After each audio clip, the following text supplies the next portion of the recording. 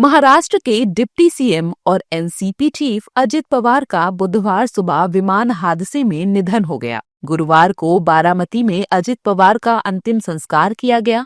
अंतिम संस्कार से पहले उनकी अंतिम यात्रा निकाली गई।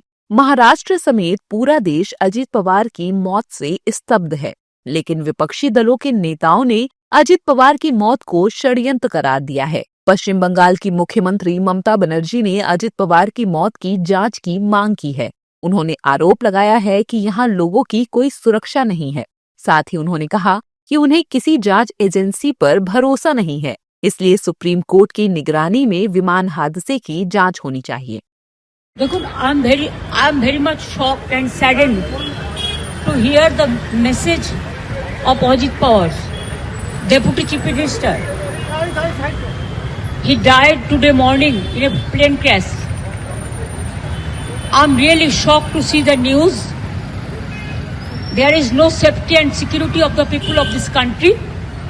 Even the political leaders, I do not know what is the fate of the opposition political parties, but he was very much with the ruling party.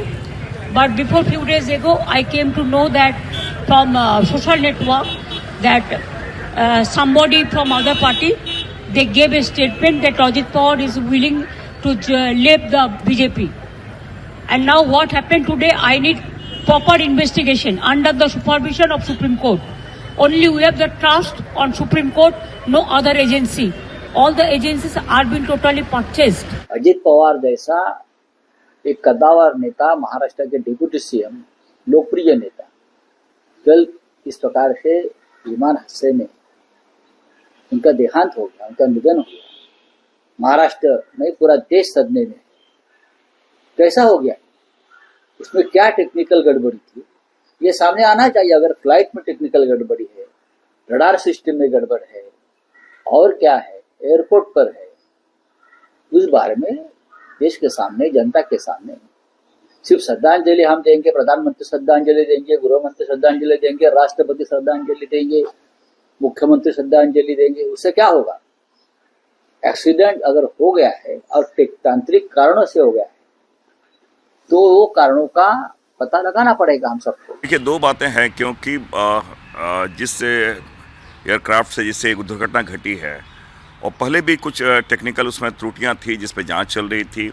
ये 3 घटनाएं अब मैं कह सकता हूँ, चाहे रूपानी जी की बात कर ले या इस प्रकार अभी एक आर्मी पर्सनल की बात कर ले या इनकी घटना जो घटी है, तो दोषी कौन होता है, आखिर क्या कारण होता है? तो एक जांच तो होनी चाहिए, ताकि जब तक आप जांच नहीं करेंगे तो इस प्रकार की घटना ना आप रोक सकते हैं या उसके कारणों के तह पे आप नहीं जा सकते हैं, इसलिए जांच होना चाहिए।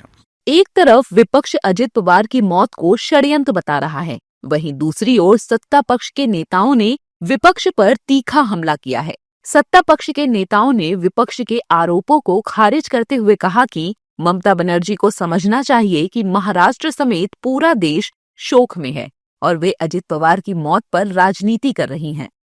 ममता बनर्जी जी, किसी के मौत के ऊपर राजनीति मत कीजिए।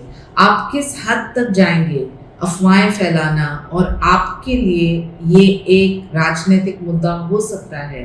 देश के लिए संवेदनशीलता के साथ समझ लीजिए कि ये एक हादसा था, एक हादसा जहां एक युवा नेता की जिंदगी जाती है, जिस व्यक्ति ने 50 साल सक्रिय राजनीति में हर कदम सिर्फ दौरा किया और यहाँ जिला परिषद के लिए बारामती गए थे।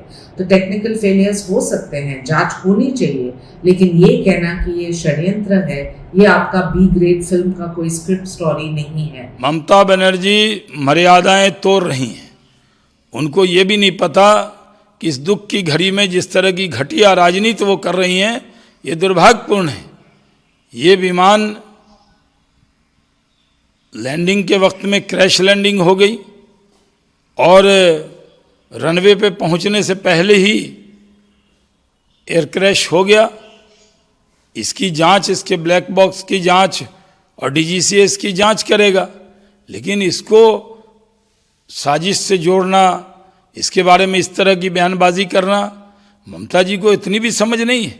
देखिए, ममता बनर्जी राजनीति कर रही हैं, हर चीज़ में उनको राजनीति सूझती है और हर चीज़ में उनको साजिश सूझती है। उनको अपना नाम ममता बनर्जी का ममता साजिश रख लेना चाहिए, क्योंकि अफसोस है कि इस प्रकार की दुर्घटना में भी, इस प्रकार के दुखद समय में भी वह राजनीति कर रही हैं। और जबकि शरद पवार जी ने खुद बढ़कर कहा कि ये दुर्घटना है, कोई राजनीति नहीं करनी चाहिए। बता दें कि जिस विमान में अजित पवार सफर कर रहे थे वह BSR वेंचर्स का था। पिछले 2.5 सालों में महाराष्ट्र में इस कंपनी के चार्टर्ड विमान हादसे की यह दूसरी घटना है।